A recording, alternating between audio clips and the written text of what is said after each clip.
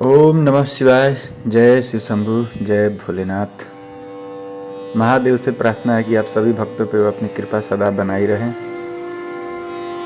जैसा कि आप जानते हैं कि 12 ज्योतिर्लिंगों में 3 ज्योतिर्लिंग का हमने विस्तृत जानकारी आप लोगों को दे दिया है।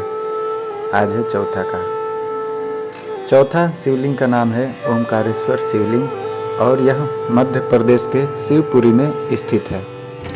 ऐसा कहा जाता है कि राजा मंधाता जो श्री राम के पूर्वज थे, यहीं नर्मदा किनारे इस पर्वत पर घोर तपस्या कर भगवान शिव को प्रसन्न किया और शिव जी के प्रकट होने पर उनसे यहीं निवास करने का वरदान मांग लिया। तभी से उक्त प्रसिद्ध तीर्थ नगरी ओमकार मंधाता के रूप में पुकारी जाने लगी। जिस ओमकार शब्द का उच्चारण सर्वप्रथम सृष्टिकर्ता विधाता के मुख से हुआ, वेद का पाठ इसके उच्चारण किए बिना नहीं होता। इस ओमकार का भौतिक विग्रह ओमकार क्षेत्र है। इसमें 68 तीर्थ है और यहाँ ऐसा कहा जाता है कि 23 कोटि जो देवता है वो अपने परिवार सहित निवास करते हैं। एक और मान्यता है, ऐसा ये भी कहा जाता है कि इस मंदिर में शिव भक्त कुबेर तपस्या की थी तथा शिवलिंग की स्थापना की थी, जिसे शिव ने देवताओं का धनपति बना दिया था। वही कुबेर जिन्हें हम आज धन के देवता कहते हैं। कुबेर के स्नान के लिए शिव जी ने अपनी जटा के बाल से कावेरी नदी उत्पन्न की थी। यह नदी कुबेर मंदिर के बाजू से बहकर नर्मदा जी में मिलती है, जिसे छोटी परिक्रमा में जाने वाले भक्तों ने प्रत्यक्ष प्रमाण के रूप में देखा भी होगा। यही कावेरी ओमकार पर्वत का चक्कर लगाते हुए संगम पर वापस नर्मदा जी से मिलती है। इसे ही नर्मदा कावेरी का संगम कहते हैं। एक और मान्यता है, अर्थात लोगों का मानना है कि एक बार नारद जी भ्रमण करते हुए विंध्याचल पर्वत पर पहुंचे। वहां पर्वतराज विंध्याचल ने नारद जी का स्वागत किया और यह कहते हुए कि मैं सर्वगुण संपन्न हूँ, मेरे पास सब कुछ है, हर प्रकार की संपदा है। नारद जी के समक्ष पहुंचे और नारद जी को ऐसी बातें उन्होंने बोली। नारद जी विंध्याचल की अभिमान युक्त बातें सुनकर लंबी सांस ली और चुपचाप खड़े रहे।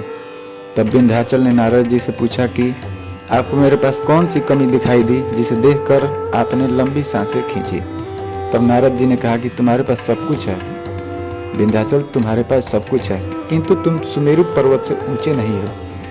उस पर्वत का भाग देवताओं के लोकों तक पहुंचा हुआ है और तुम्हारे शिखर का भाग वहां तक कभी नहीं पहुंच पाएगा। ऐसा कहकर नारद जी वहां से चले गए, लेकिन वहां खड़े विंध्याचल को बहुत दुख हुआ और मन ही मन शोक करने लगे। तभी उन्होंने शिव भगवान की आराधना करने का निश्चय किया। जहाँ पर साक्षात ओंकार विद्यमान है, वहाँ पर उन्होंने शिवलिंग की स्थापना किया और लगातार प्रसन्न मन से 6 महीने तक पूजा की। इसी प्रकार शिव भगवान जी अति प्रसन्न हो गए और विंध्याचल के पास वो प्रकट हुए। उन्होंने विंध्याचल से कहा कि मैं तुमसे बहुत प्रसन्न हूँ विंध्याचल, तुम कोई भी वरदान मांग सकते हो। तब विंध्याचल ने कहा कि आप सचमुच मुझसे प्रसन्न है तो मुझे बुद्धि प्रदान करें जो अपने कार्य को सिद्ध करने वाले हो। तब शिव जी ने उनसे कहा कि मैं तुम्हें वर प्रदान करता हूँ कि तुम जिस प्रकार का कार्य करना चाहते हो वह सिद्ध हो। वर देने के पश्चात वहाँ कुछ देवता और ऋषि भी आ गए। उन सभी ने भगवान शिव जी की पूजा अर्चना की और प्रार्थना की कि हे महादेव, हे प्रभु, आप सदा के लिए यहीं विराजमान हो जाइए। भगवान शिव अत्यंत प्रसन्न हुए। लोक कल्याण करने वाले भगवान शिव ने उन लोगों की बात मान ली और वह ओमकार लिंग 2 लिंगों में विभक्त हो गया। जो पार्थिव लिंग था विंध्याचल के द्वारा बनाया गया था, वह परमेश्वर लिंग के नाम से जाना जाता है और जो भगवान शिव जहाँ उपस्थित हुए वह लिंग ओमकार लिंग के नाम से प्रसिद्ध हुआ। परमेश्वर लिंग को अमलेश्वर लिंग भी कहा जाता है और तब से यही दोनों शिवलिंग जगत में प्रसिद्ध हुए। नर्मदा क्षेत्र में ओंकारेश्वर सर्वश्रेष्ठ तीर्थ है। शास्त्र मानता है कि कोई भी तीर्थयात्री देश के भले ही सारे तीर्थ कर ले, किंतु जब तक वह ओंकारेश्वर पर जल नहीं चढ़ा सकता उसके सारे तीर्थ अधूरे माने जाएंगे। ओंकारेश्वर तीर्थ के साथ नर्मदा जी का भी विशेष महत्व है। शास्त्र मान्यता के अनुसार जमुना जी में 15 दिन का स्नान तथा गंगा जी में 7 दिन का स्नान जो फल प्रदान करता है, उतना ही फल नर्मदा जी के दर्शन मात्र से प्राप्त हो जाता है। यानी कि आप जमुना जी में 15 दिन स्नान कीजिए या गंगा जी में 7 दिन स्नान कीजिए, जितना फल आपको स्नान करने से मिलेगा उतना ही फल आपको नर्मदा जी के दर्शन मात्र से ही हो जाएगा।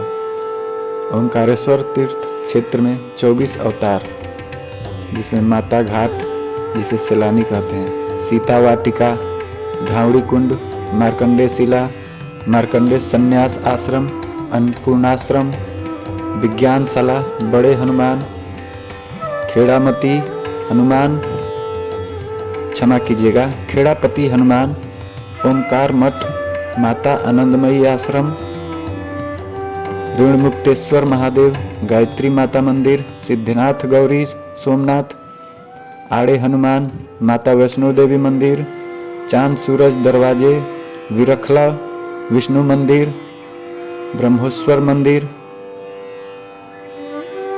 सेगांव के गजानन महाराज का मंदिर, काशी विश्वनाथ, नरसिंह टेकरी, कुबेरेश्वर महादेव, चंद्रमूलेश्वर महादेव के मंदिर भी दर्शनीय है।